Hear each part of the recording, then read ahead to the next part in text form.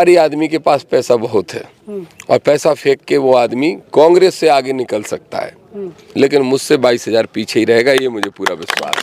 कितने वोटों से चुनाव जीतने का दावा कर रहे हैं? हाँ देखिए, मैं आपका एक इंटरव्यू अभी देख रहा था। जो आदमी पिछले 10 साल का ट्रैक रिकॉर्ड, जिस आदमी का सिवाय पूड़ी खाने के कुछ ना रहा हो, और पूड़ी खाने भी नहीं आया 5 साल से, तो वो आदमी इतना कॉन्फिडेंट है कि लिस्टें मैंने बना ली, मैं तो 2 करोड़ बांट लूंगा और जीत लूंगा।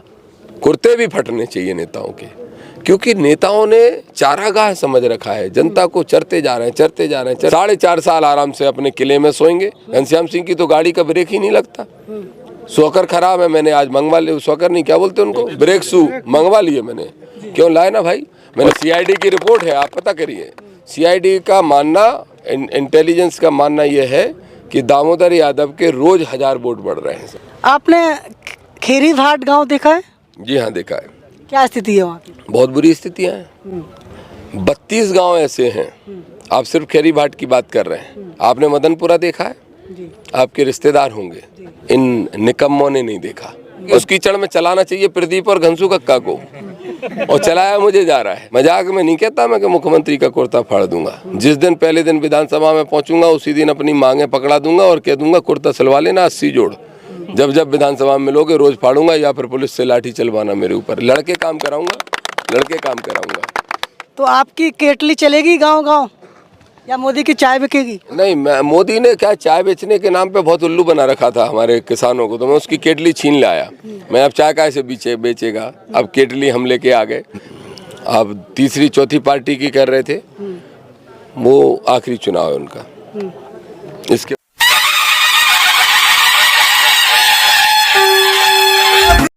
आपकी जन अदालत न्यूज की सबसे बड़ी खबर, सेवड़ा विधानसभा क्षेत्र में आजाद समाज पार्टी के प्रत्याशी दामोदर यादव का मचा तहलका, उमड़ रहा है हजारों की संख्या में भारी जनसैलाब। देखिए खास रिपोर्ट मेरे साथ। नमस्कार, आपके जन अदालत न्यूज से मैं हूं राजा भैया पाल। मैं इस समय सेवड़ा विधानसभा क्षेत्र में, जहां पर आज हमारे बीच में जुड़ रही है वही शख्सियत जिसके चारों तरफ चर्चे है सेवड़ा विधानसभा क्षेत्र में, जहां चप्पे चप्पे पर दामोदर यादव को जाना जाता है। मैं बात कर रहा हूं आजाद समाज पार्टी से। हमारे साथ जुड़ चुके हैं आजाद समाज पार्टी के प्रत्याशी दामोदर यादव। स्वागत है हमारे चैनल पर सर। बहुत बहुत धन्यवाद राजा भैया, आपको अच्छी पत्रकारिता करने के लिए और हम जैसे गरीब लोगों की आवाज़ जनता तक पहुँचाने के लिए। जी, आप गरीब की बात कर रहे हैं, लोग आपको हेलीकॉप्टर में बैठा कर उड़ाने की बात करते हैं। वो लोगों का प्यार है। लोग चाहें तो मुझे मुख्यमंत्री भी बना दें, वो सब लोगों को ही। बाबा साहब ने जो संविधान लिखा है, उस संविधान के हिसाब से सारी ताकत लोगों को ही तो दी है। तो लोग अगर 100 रुपए भी करके देना चाहेंगे तो हेलीकॉप्टर उड़ाने की बात कर रहे हैं, खरीद भी ले आएंगे। मैं पहली बार देख रहा हूँ, मुझे खुद आश्चर्य हो रहा है। आमतौर पर ये होता है कि पार्टियां जब आदमी छोड़ता है तो उसके समर्थकों में कमी आ जाती है। मैं यहाँ अजीब स्थिति देख रहा हूँ, यहाँ डबल से भी ज़्यादा हो गए। और डबल से ज़्यादा होने के पीछे एक कारण ये है कि लोगों के मन में ये रोष है कि जब सेवड़ा क्षेत्र में 1,92,000 वोट में से 1,80,000 वोट किसानों मजदूरों का है, तो फिर राजा महाराजा या व्यापारी ही क्यों विधायक बनेगा? विधायक किसान का बेटा बनेगा, और वो भी लोकल का बनेगा, बाहरी नहीं बनेगा। और वो भी वो बने जो टेस्टेड हो, जिसने एक बार नहीं 20 बार परीक्षा दे दी हो जनता के बीच में, किसानों के बीच में। तो इस वजह से समर्थन जस्ट 3 गुना लग रहा है मुझे कि 3 गुना समर्थन हो गया। अभी उदाहरण के तौर पे आप देखेंगे, मैंने कहा मुझे भगुआपुरा बहुत तेज़ी में पहुंचना है, सिर्फ 1 गाड़ी से 2 गाड़ी से मैं पहुंच जाऊं, क्योंकि हमारे सब साथी नेता इंतज़ार कर रहे थे। मैं 1 गाड़ी से चला, देखते गया, पीछे 25 गाड़ियों का काफिला हो गया। बीच में विधायक जी मिल गए थे, हमारे जो वर्तमान वाले हैं, वो बीच में मिल गए थे एक पेट्रोल पंप पे। तो मैंने तो कहा चलो इनसे नमस्कार चमत्कार होगी, लेकिन पता नहीं कौन सी गली से खिसक ली है। तो समर्थन तो बहुत तेज़ी से बढ़ा है, और ये समर्थन 17 तारीख को वोट के रूप में आपको दिखाई देगा, पड़ेगा वोट, और 3 तारीख को परिणाम के रूप में भी दिखाई देगा। और ये सिर्फ विधायक बनने का मामला राजा भैया नहीं है, ये मामला ये सामाजिक क्रांति है। ये गरीब और अमीर के बीच में जो खाई पैदा कर दी गई है, चंद 0.1% अमीर लोग जो पूरे देश को लूटने का, प्रदेश को लूटने का, जिले को लूटने का काम कर रहे हैं। दामोदर यादव जी कांग्रेस को साफ करेंगे या बहुजन समाज पार्टी साफ होगी? देखिए, बहुजन समाज पार्टी तो साफ हो चुकी है। अब वो चुनाव तक उसका इंतजार करने की ज़रूरत नहीं है। और उसके बाद कांग्रेस और अभी सीआईडी की आप रिपोर्ट लीजिए, और 3 दिन पहले जो सीआईडी की रिपोर्ट आई थी भोपाल से, वो रिपोर्ट ये कह रही थी कि 12,000 से अधिक की लीड मेरी रहेगी ओवरऑल क्षेत्र के अंदर। तो मैंने जब पता किया कि भाई किससे टक्कर रहेगी, बोले किसी से नहीं रहेगी, बीजेपी कांग्रेस बराबरी की स्थिति में है। पर मैं ऐसा मानता हूँ कि व्यापारी आदमी के पास पैसा बहुत है और पैसा फेंक के वो आदमी कांग्रेस से आगे निकल सकता है, लेकिन मुझसे 22,000 पीछे ही रहेगा, ये मुझे पूरा विश्वास है। तो अब सफाया तो सभी का होने वाला है। जहाँ तक आपने बहुजन समाज पार्टी की बात की है, देखिए कांसीराम साहब ने जो विचारधारा के साथ पार्टी खड़ी की थी, उस पार्टी में अब विचारधारा सिर्फ चंद्रशेखर आज़ाद के साथ है, इसीलिए नौजवान पूरा चंद्रशेखर आज़ाद के साथ है और नौजवान ही भविष्य तय करता है। आप देखते जाइए, मैं आज गारंटी के साथ कह रहा हूँ, और मैंने चंद्रशेखर भाई को बोला है कि आने वाले 5 से 10 साल के अंदर इस देश के अंदर जो कभी नहीं हो पाया कि दलित और पिछड़ों का एक गठजोड़ बनेगा राजनीति में, और वो गठजोड़ का नेतृत्व चंद्रशेखर आज़ाद करेंगे। एक सवाल करना चाहेंगे, चंद्रशेखर आज़ाद और मायावती जी की सोच में कितना फर्क है? देखिए, बहन जी की सोच मैं बहुत जानता नहीं और सम्मान मैं उनका बहुत करता हूँ। सम्मान इसलिए करता हूँ कि कोई भी जब आरक्षित वर्ग का आदमी, कोई दलित की एक बेटी जब यहाँ पहुँचती है तो निश्चित रूप से संघर्ष तो उनने भी किया होगा, पर ये सब कुछ मिशन चलाया हुआ मानवर कांसीराम साहब का है।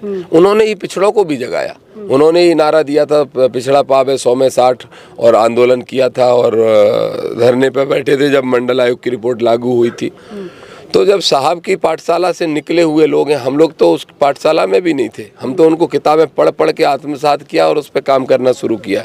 तो बहन जी का जहाँ तक मामला है, मैं उन पर कोई प्रतिक्रिया करना उचित नहीं समझता, लेकिन हाँ, मैं चंद्रशेखर आज़ाद को इस देश का भविष्य मानता हूँ और इसमें कोई दो राय नहीं है। अब कोई भी कंफ्यूज नहीं रहेगा। इस चुनाव से कंफ्यूजन खत्म होना की शुरुआत हो गई है और अगले 5 साल में सारे कंफ्यूजन खत्म होंगे और दलित और पिछड़े सब मिला के आज़ाद समाज पार्टी के साथ खड़े होंगे। तो कितने वोटों से चुनाव जीतने का दावा कर रहे हैं? हाँ, देखिए, मैं आपका एक इंटरव्यू अभी देख रहा था, कोई भाई मुझे रास्ते में दिखा रहा था, आप सेठ जी से पूछ रहे थे कि आपकी फाइट किससे है, तो वो कह रहे थे कि हम तो पहले नंबर पे हैं, बकाए लोग अपने अपने स्थान तय कर लें। तो मैं सोच ही रहा था कि कितना दम्भ लोगों को पैसे का हो जाता है, घमंड, और कितना कमज़ोर जनता को समझ लिया जाता है। जो आदमी पिछले 10 साल का ट्रैक रिकॉर्ड, जिस आदमी का सिवाय पूड़ी खाने के कुछ ना रहा हो, और पूड़ी खाने भी नहीं आया 5 साल से, तो वो आदमी इतना कॉन्फिडेंट है कि लिस्टें मैंने बना ली, मैं तो 2 करोड़ बांट लूँगा और जीत लूँगा। देखिए, मुझे बड़ा आश्चर्य हो रहा था। दूसरा आदमी मुझे पेट्रोल पंप पे मिल ही गया था तो निकल ही गया पतली गली से। तो ऐसे लोग आज भी जनता में जाके कैसे वोट मांग पा रहे हैं? अभी मैं बांगुरदन से आ रहा हूँ। बांगुरदन मेरी विधानसभा का वो गांव है, वो पंचायत है जहां मैं 20 साल से जा रहा हूं, और 20 साल में उस गांव में रत्ती भर का सुधार नहीं हुआ। आज भी जब बारिश हो जाती है तो वो लोग ऐसे चौक हो जाते हैं, ना इधर से निकल पाते ना उधर से निकल पाते। उसके बाद भी दोनों जा रहे हैं, तो बोले अब क्या करें भैया, बताओ रास्ता। हमने कहा बैनर टांग दो बाहर कि जो 2 विधायक जो पूर्व में विधायक रह चुके हैं, उन जिनने सड़कें नहीं बनवाई, वो इस गांव में वोट मांगने कृपया ना आए। ये शुरुआत करो, ये शुरुआत होना चाहिए। देखिए, मैं आज भी आपके माध्यम से कह रहा हूँ, मेरे दावे, मेरे वादे, मैं एमएलए बन गया और मैं पूरा नहीं करूँ तो मुझे घेरा जाना चाहिए, मुझसे सवाल पूछे जाना चाहिए। अगर बड़े हैं तो उनकी डांट पड़ना चाहिए, कुर्ते भी फटने चाहिए नेताओं के, क्योंकि नेताओं ने चारागाह समझ रखा है। जनता को चरते जा रहे हैं, चरते जा रहे हैं, चरते जा रहे हैं, कोई परवाह ही नहीं है। 4.5 साल आराम से अपने किले में सोएंगे। घनश्याम सिंह की तो गाड़ी का ब्रेक ही नहीं लगता। शॉकर खराब है, मैंने आज मंगवा लिए, शॉकर नहीं क्या बोलते उनको, ब्रेक शू मंगवा लिए मैंने। क्यों लाए ना भाई, मैंने मंगवा लिए ब्रेक शू, और मंगवा के रात में घूम रहा हूँ। हो सकता है घनश्याम सिंह इसलिए भाग गए हो मैं देख के कि ब्रेक शू भेंट कर देगा सबके सामने। मेरी घोषणा है कि जब भी आदरणीय घनश्याम सिंह जी मुझे मिलेंगे, मेरे बड़े भाई, और उनको मैं ब्रेक शू दूंगा और मैं कहूँगा जो 4.5 साल तुम्हारा इंदरगढ़ तक ब्रेक ही नहीं लगा, थरेड तक ब्रेक ही नहीं लगा उनकी गाड़ी का। दतिया किले से निकलती थी और सोड़ा किले में गाड़ी जाती थी। एक वो प्राणी है और एक प्राणी वही है जिसने पूड़ी खाने के अलावा कुछ किया नहीं। हो वापस से चुनाव लड़ रहे हैं, किस हक से? कोई जनता वोट नहीं देने वाली। और आप यकीन मानिए इनको इस बार सबक जनता ऐसा सिखाएगी, आश्चर्य करेगी। बीजेपी और कांग्रेस की दोनों की जमानतें जब्त हो गई। तो बहुत, आपने पूछा कितने वोटों से जीतेंगे। देखिए, मैंने तो सपना देखा है कि 22,680, पर मैं चाहता हूँ ये और बढ़ जाए, और हो सकता है बढ़ता जाए। और सीआईडी की रिपोर्ट है, आप पता करिए। सीआईडी का मानना, इंटेलिजेंस का मानना ये है कि दामोदर यादव के रोज 1000 वोट बढ़ रहे हैं सिवना क्षेत्र में, क्योंकि माहौल है, जब बन जाता है तो फिर वो बनता ही चलता है। और माहौल ये बन गया है कि ना राजा ना व्यापारी, अब किसान के बारी, सिंपल लाइन। आपने खेरी घाट गांव देखा है? जी हाँ, देखा है। क्या स्थिति है वहाँ की? बहुत बुरी स्थितियाँ हैं। 32 गांव ऐसे हैं। आप सिर्फ खेरी घाट की बात कर रहे हैं। आपने मदनपुरा देखा है? जी। आपके रिश्तेदार होंगे, पाल बघेल समाज के बहुत लोग रहते हैं, जाके देख के आइए। इन निकम्मों ने नहीं देखा, और देखा है तो देखना नहीं चाहते। इसलिए मैं आपसे कह रहा हूँ कि 32 विलेजेस अभी भी ऐसे हैं जहाँ पे पहुँच मार्ग प्रॉपर नहीं है, और ऐसे गांव तो 80% हैं जहां गांव की गलियों में आप जाके देख लो, कीचड़ में। कल मुझे किसी गांव में, कौन सा गांव था, किसी गांव में जानबूझ के रात में वो कीचड़ में चलाया गया, और मैं चला भी, ज्वारा, और मैं जानबूझ के चला उसमें। तो मेरे साथ सिक्योरिटी वालों को डर लग रहा था कि स्लिप होके ना गिर जाए, मैंने गिर जाने दो। और कीचड़ में मैं चल रहा हूँ, जबकि उस कीचड़ में चलाना चाहिए प्रदीप और घनसू कक्का को, और चलाया मुझे जा रहा है। लेकिन कोई बात नहीं, मैं चल के इसलिए देखना चाहता हूं कि कितनी बुरी स्थिति है, और उसको मैं समझ रहा हूं कि 2 करोड़ में काम नहीं होगा। बिल्कुल। अभी मैं खेरी घाट गांव होकर आया था। गांव वालों ने एकत्र होकर कहा है कि कोई भी नेता वोट मांगने ना आए, बहिष्कार कर दिया है पूर्ण रूप से। आज तक ना तो कोई अधिकारी उस गाँव में घुसते हैं, और ना ही नेता चुनाव वोट लेने के बाद। क्या है, आप गए हो? देखिए, मैं अभी जाने वाला हूँ खेरी घाट, और मैं उनसे अपील करूंगा कि वो वोट करें। वोट ना करना किसी समस्या का हल नहीं है। ये दुष्ट बेईमान लोग हैं, इन्हें कोई फर्क नहीं पड़ता। एक गांव नहीं देगा वोट, अगर जीत जाएंगे, हार जाएंगे तो हार जाएंगे। लेकिन अगर आप ठीक आदमी को चुनो, वोट का मतलब ही ये है कि आप ठीक को चुनो ना। वोट देते वक्त देखिए, आपका संघर्ष चाहे खाद का हो, बिजली का हो, पानी का हो, किसी भी चीज का हो, अगर दामोदर यादव या केशव या कोई भी उसके साथी कर रहा है, तो वोट देते वक्त जाति और पार्टी हावी क्यों हो जाती है? 5 साल में कभी भी किसान परेशान। अभी भी मुझे कल रात को फोन आ रहे थे, भाई साहब फलाने गांव में ऐसा होगा, जरा देख लियो, फलाने में फोन लगा दियो। ऐसी स्थिति है। तो ऐसी स्थिति अगर है तो वोट देते वक्त जाति और पार्टी हावी नहीं होना चाहिए। मैं तो कह रहा हूँ, व्यक्ति अगर अच्छा है तो पार्टी की सोच सेकेंडरी हो जाना चाहिए, व्यक्ति को पहले देखना चाहिए। तो ये लोगों को फर्क नहीं पड़ेगा। मैं तो अपील करूंगा कि जो लोग, आप एक बात खेरी घाट की बात कर रहे हैं, 6-7 गांव हैं जहां पे, रसूलपुरा गांव भी ऐसा है जहां पर लोगों ने बोर्ड लगा दिया है कि इस गांव में बहिष्कार है। असल में क्या है, लोगों को ये लगता है कि चुनाव के समय सुनवाई हो जाए तो हो जाए, नहीं तो फिर नहीं होने वाली। लोगों का विश्वास टूट गया कि भाई जो भी जीतेगा फिर बाद में तो सुनेगा नहीं। तो चुनाव के टाइम अगर हम बहिष्कार करेंगे तो प्रशासन भी आ जाएगा, सारे नेता भी हाथ जोड़ के आ जाएंगे, पर ये निकम्मे बाद में भी नहीं सुनेंगे। इनका मुझे मालूम है। पर मैं आपके माध्यम से अपील करूंगा कि अपने बेटे दामोदर पे भरोसा करो। ये तो कुछ नहीं बना तब भी सुन रहा है, और बन जाएगा तो सुनेगा ही सुनेगा, लड़ेगा ही लड़ेगा, करेगा ही करेगा। तो मैं उन सब गांव में जाऊंगा और उनसे प्रार्थना करूंगा, और यकीन मानो वो सब गांव से मैं ही जीत के आऊंगा। वो सब मुझे वोट देंगे और उनके जो उम्मीदें होंगी वो पूरा करूंगा। मजाक में नहीं कहता मैं कि मुख्यमंत्री का कुर्ता फाड़ दूंगा। जिस दिन पहले दिन विधानसभा में पहुंचूंगा उसी दिन अपनी मांगे पकड़ा दूंगा और कह दूंगा कुर्ता सिलवा लेना 80 जोड़। जब जब विधानसभा में मिलोगे रोज फाड़ूंगा, या फिर पुलिस से लाठी चलवाना मेरे ऊपर। लड़के काम कराऊंगा, लड़के काम कराऊंगा। तो आपकी केटली चलेगी गांव गांव, या मोदी की चाय बिकेगी? नहीं, मोदी ने क्या चाय बेचने के नाम पे बहुत उल्लू बना रखा था हमारे किसानों को, तो मैं उसकी केटली छीन लाया। मैं अब चाय कैसे बेचेगा, अब केटली हम लेके आ गए। और वैसे भी सर्दी आने वाली है तो केटली में गर्म चाय पी जाएगी। और केटली इतनी गर्मी लाएगी इस क्षेत्र के अंदर, यकीन मानो। ये फूल और पंजा वाले जो लोग हैं, फूल और पंजा वाले जो लोग हैं, ये पीछे हट जाएंगे, ये कहीं दिखाई नहीं देंगे आपको, ये आप यकीन मानो। ये कहीं गिनती में नहीं रहेंगे। और जहाँ तक बात वो आप तीसरी चौथी पार्टी की कर रहे थे, वो आखिरी चुनाव है उनका। इसके बाद वो पार्टी यहाँ बहुत ताकत में दिखाई आपको देगी ही नहीं। इस मध्य प्रदेश में आज़ाद समाज पार्टी दिखाई देगी। ठीक है, आप जीते तो दूसरे नंबर पे कौन सी पार्टी आएगी? दूसरे पे मुझे लगता है कि ईमानदारी से जवाब दूंगा, मुझे लगता है कि 1000 वोट ज़्यादा घनश्याम सिंह से आएंगे, प्रदीप के 1000 वोट के लगभग ज़्यादा आएंगे, क्योंकि इनकी बुराई ताज़ा है, उसकी बुराई 5 साल थोड़ी पुरानी हो गई। हालांकि मैं याद दिला रहा हूँ सबको कि अभी कोई भूले ना, लेकिन मुझे लगता है घनश्याम सिंह से 1000 वोट ज़्यादा प्रदीप के आ सकते हैं, लेकिन बहुत लंबी हार होगी, चिंता मत करिए। और कोई हमारे किसान साथी आप देख रहे हो, उनके पास गाड़ियों में बैठने को लोग नहीं है, उनके बुलाने पे लोग नहीं आ रहे। कुछ तो कैंडिडेट ऐसे हैं जिनकी आप बात कर रहे थे, जिस पार्टी के अस्तित्व खत्म होने की, उन्होंने इंदरगढ़ में जुलूस निकाला तो 400-400 रुपए पे किराए पे लोगों को लेके आए। अब बताइए, और आप हमारा देख रहे थे कि क्या स्थिति थी इंदरगढ़ में, आप देख रहे थे। अभी फिर देखिएगा, हम फिर रैली करेंगे। और चंद्रशेखर भाई आए उस दिन तो थी, लेकिन 6 अक्टूबर को जब मैंने की तब भी क्या स्थिति थी वो भी आपने देखी होगी। चुनाव जीते तो किस पार्टी के साथ जाएंगे? किसी पार्टी के साथ क्यों जाना?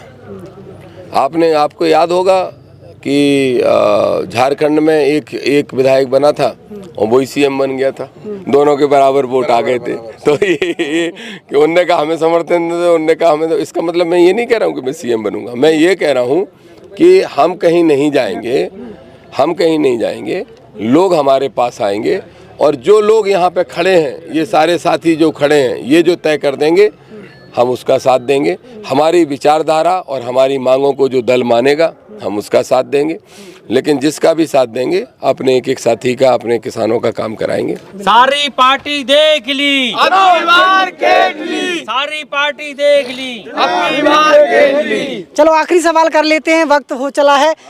यदि चुनाव जीत गए तो क्या क्या जनता के क्या वादे हैं, आपका क्या एजेंडा, क्या है, क्या योजना है आपकी पार्टी? देखिए, सबसे पहले तो मैं सेवड़ा क्षेत्र को पर्यटक स्थल घोषित कराना चाहता हूँ। दूसरा, राधेलाल बघेल जी की मैं तारीफ करूंगा, उनका एक प्रस्ताव मुझे बहुत अच्छा लगा, गाय अभ्यारण्य बनाने का। गाय माता की जो बात करती है, बीजेपी गाय के नाम से वोट लेती है, वो बीजेपी गाय की हत्या करने के लिए सबसे ज़्यादा गाय को मजबूर करती है। आप देखते हो सड़कों पे क्या हालत होती है। तो बहुत बड़ा जंगल एरिया है, एक एरिया को रिजर्व करवा के उसको गाय अभ्यारण्य के नाम से हम करवाने का काम करेंगे, जिससे, और फॉरेस्ट वालों की ड्यूटी रहेगी कि जितनी भी आवारा पशु के रूप में हमारी गाय माता है उनको ले जाके वहाँ पे छोड़ें और उनके खान पान की व्यवस्था की जाए, ये काम कराना है। दूसरा, 2 बड़ी फैक्ट्रियाँ जरूर लगाना है जिसमें 4-5 हज़ार लोगों को, लगभग 5 हज़ार लोगों को रोजगार मिल सके। वो मेरी बात हो रखी, बहुत सारे फैक्ट्री वाले जो यहाँ पे रोजगार हो सकते हैं उससे रिलेटेड। शुगर मिल मुझे डबरा में पहले शुगर मिल था, अब वो शुगर मिल मुझे स्थापित करवाना है गोराघाट क्षेत्र के किसानों के लिए। ये तीनों पुल टूटे हुए डले हैं, इनको भी बनवाना है। इस तरह के इंदरगढ़ में बाईपास बनवाना है, कहीं स्टेडियम्स बनने हैं, ये सारे काम होने हैं। और इसके साथ साथ सेवड़ा में लूट मची है जो पुलिस की, मैंने पहले भी कहा कि हेलमेट के नाम पे जो 500 रुपये छीन लेते हैं, उन दरोगियों को यहाँ से भगाना है। और जो भी दरोगा यहाँ रहेंगे वो किसानों को चाय पिलाएं, हेलमेट के नाम पे 500 ना छीने, बल्कि उल्टे उनको चाय पिलाने का काम करें। ऐसा एक राज्य लाना है जो किसानों का राज्य हो। किसान जब मोटरसाइकिल से निकले तो उसको लगे कि मैं ही विधायक हूँ, मैं भी सांसद हूँ। ना उसकी लुटाई कृषि मंडी के अंदर हो, और ना उसकी लुटाई थाने के अंदर हो, ना तहसील के अंदर हो।